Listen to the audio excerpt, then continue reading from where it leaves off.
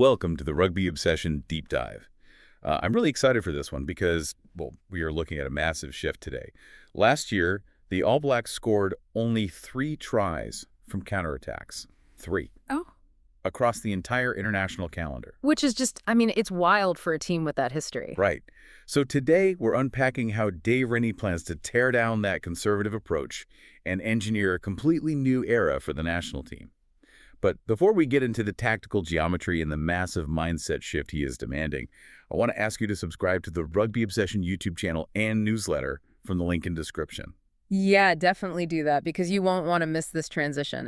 The timeline for this overhaul gives Rennie zero room for error. Oh, absolutely none. He has already named his initial 34-man squad, and while the Nations Championship is looming just a month and a half away. Right, and then the first true test hits full force against France this coming July, so it is coming up incredibly fast. Exactly, and going from Scott Robertson to Dave Rennie, it isn't just a coaching swap. It is a fundamental mindset shift for the entire national team, regarding how the game is meant to be played at the absolute highest level. Yeah, and we can see that reset immediately in his baseline demands for this new squad, right?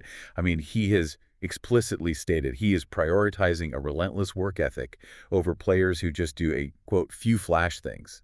Right, the flash things? Exactly. He expects all 23 players on game day to deliver massive shifts built entirely on repeat efforts, rather than just relying on isolated highlight reel moments that get the commentators all excited. It's like wanting a highly reliable, high-torque engine instead of just a flashy paint job. That is a great way to put it. But let me push back on this premise right away. Test match rugby is notoriously tight, right? It's often decided by a single moment of individual brilliance or X factor to break a deadlocked line. Sure. So is this demand for repeat efforts a direct reaction to the team's culture under the previous regime? Or is it just, standard coach speak? Because if you select against flash players, don't you lose that firepower? Well, that assumes X factor and work ethic are mutually exclusive, or that he's trying to eliminate brilliance altogether.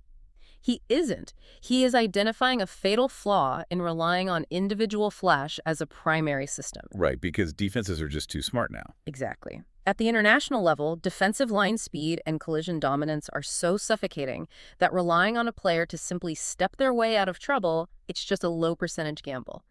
Rennie's focus on repeat efforts targets the invisible mechanics of phase play attrition. The grueling, unseen work. Precisely. Hitting the ruck, securing quick ball, folding around the corner, and realigning in the attacking pod 15 times in a single sequence. He wants to guarantee that 99% of the dirty work gets done so that the final 1% of brilliance actually has a platform to operate from. Oh, that makes total sense. Okay. So it's about shifting the structural load. If you build a tactical system that relies heavily on 1 or 2 superstars to create magic out of thin air, that system has massive, obvious failure points. Right. If the defense shuts them down, you're done. Exactly. Your entire attack stalls. But by mandating repeat efforts from all 15 men, Rennie is building a distributed network. It makes the team infinitely harder to analyze and defend, which means accountability just skyrockets across the board. It does. It builds a resilient, accountable foundation. And this blue-collar grinding work ethic isn't just about defensive shifts or securing the breakdown. Yeah. He is actually applying this rigorous accountability to the most dynamic part of the game. The counterattack. Yes, the counterattack. Right, and before we get into how he is fundamentally altering that broken play, I want to quickly remind you to subscribe to the Rugby Obsession YouTube channel and newsletter from the link in description. You are not going to want to miss our continued coverage as we track these exact tactical changes throughout the summer. For sure. Because Rennie's tactical background at the Chiefs, Glasgow Warriors, and the Wallabies has always featured a really potent transitional attacking style. Yeah, his teams are always so dangerous in transition. They are. But the specific revelation he's bringing to the national setup involves how he treats kicked possession. Because modern Test rugby features such a massive volume of kicking, he learned during his time in Scotland to build a structure that treats the counterattack as a highly drilled set piece. Wait, hang on.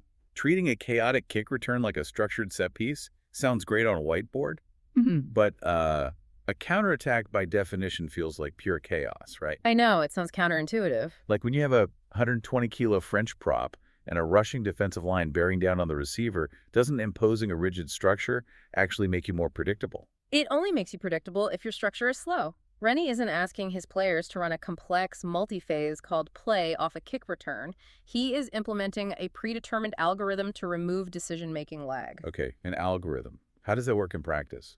Well, think about the mathematical reality of a deep kick. The opposition's defensive line is inherently staggered. You have fast chasers overextending, heavier forwards lagging 30 meters behind, and massive lateral Right, disconnects. it's totally fractured. Exactly. If the receiving player catches the ball and relies on pure instinct, they often hesitate. They look for a gap or wait for support. And that gives that fractured defense the vital seconds it needs to reconnect. So by the time the receiver decides what to do, the isolated kick chasers have already formed a cohesive wall. Yep. But Rennie's set-piece framework eliminates that hesitation completely. The split second the ball is in the air, the receiving team shifts into a pre-drilled pod formation. Wow, before the ball even lands. Right. The loose forwards don't wait to see where the ball carrier decides to run. They sprint to designated support lanes immediately. The carrier catches the ball knowing, without even having to look, that they have a support runner on their left shoulder and another arriving on their right hip. So it turns a highly complex, chaotic situation into a simple binary execution. You aren't asking the carrier to beat three guys with footwork. You are using running lines to create an immediate 3-on-1 overlap. Exactly. It shifts counterattacking from a lucky break to a repeatable, drilled strategy. But pulling off that kind of rapid-fire synchronization requires an obscene level of fitness. Oh, absolutely. The forwards have to transition from a defensive retreat into an offensive wave in a matter of milliseconds. Which brings us right back to why his demand for repeat efforts is the foundational pillar of this team. Right. If your forwards are carrying too much lactic acid to reach their support lanes, the ball carrier gets isolated, the defense swallows them up, and you turn the ball right back over. The algorithm is mathematically sound, but it's totally useless if the physical engine can't execute it at full speed, which naturally leads into why he feels this change is so urgently needed, right? Yeah. Let's look at the Scott Robertson era and those dismal stats we mentioned at the top. Yeah, the 3 tries stat. And we have to look at this impartially. We have to acknowledge that Robertson secured a very strong 74% win rate, which was objectively better than his predecessor, Ian Foster. Winning 3 out of every 4 test matches is a phenomenal metric, but that 74% win rate masks an underlying structural issue in their attacking profile. Because they faced heavy public criticism for a really conservative game plan. Exactly. The frustration is validated by that statistic Rennie highlighted. Crossing the try line only 3 times from a counterattack and 3 times from turnover ball all last year. For this national team, those numbers indicate a severe systemic failure. So to combat that past negativity and cure the team's struggles, Rennie is mandating that the team plays and is coached with what he calls optimism, which is fascinating, right? The 74% win rate wasn't enough to stop the negativity, and now the answer is optimism. Yeah, but in Rennie's lexicon, optimism isn't just a mindset or a hollow buzzword. It's a physical attribute. Wait, really?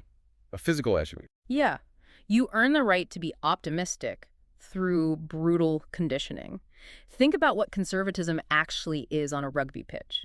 Pessimism and conservative decision-making are almost always symptoms of physical fatigue. Oh, that makes so much sense. If a player's exhausted, they just take the low-risk option. Right. They kick the ball out on the full to get a breather, or they take it straight into contact because they know their forwards are too tired to secure a wide, expansive breakdown. So to play with genuine optimism, you have to have absolute physical certainty that your teammates have the anaerobic capacity to sprint 50 meters and secure the ruck. Exactly. If the conditioning isn't elite, optimism is just reckless rugby. Rennie is giving the players the structural and physical tools to take high-reward risks, knowing the system won't let them become isolated. It's a total paradigm shift. So concisely recapping Dave Rennie's new blueprint here, we are ditching the flash for extreme blue-collar work ethic. Yep. We are transforming chaotic counterattacks into highly structured set-piece algorithms, and we are replacing conservative play with high conditioning optimism. It is a massive structural and cultural overhaul, and executing it under pressure is the ultimate challenge. So we want to turn this over to you, the listener. Do you think treating the counterattack like a set piece will fix the All Blacks scoring woes from last year? Yeah, we want to hear from you. And will this new culture of mandated physical optimism translate to immediate success against France this July? We want your comments, your thoughts, and your opinions on how this will play out on the pitch. The tactical debate is truly the best part of the game. So before we wrap up, I want to ask you one last time to subscribe to the Rugby Obsession YouTube channel and newsletter from the link in description. It is the absolute best place to continue this conversation and follow every twist and turn this summer. Because a transition to this high-risk, high-optimism strategy leaves virtually zero margin for error in the court of public opinion. Which raises one final fascinating thought for you to mull over. We've broken down the mechanics of Rennie's new algorithm, but human patience is rarely algorithmic.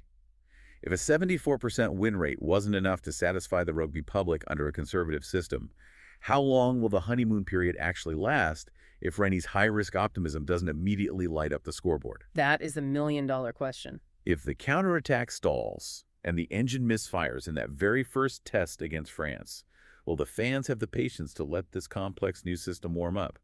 Or will the pressure cooker boil over immediately? Something to think about. Thank you for listening to the Rugby Obsession Deep Dive, and we'll look forward to you listening to our next episode.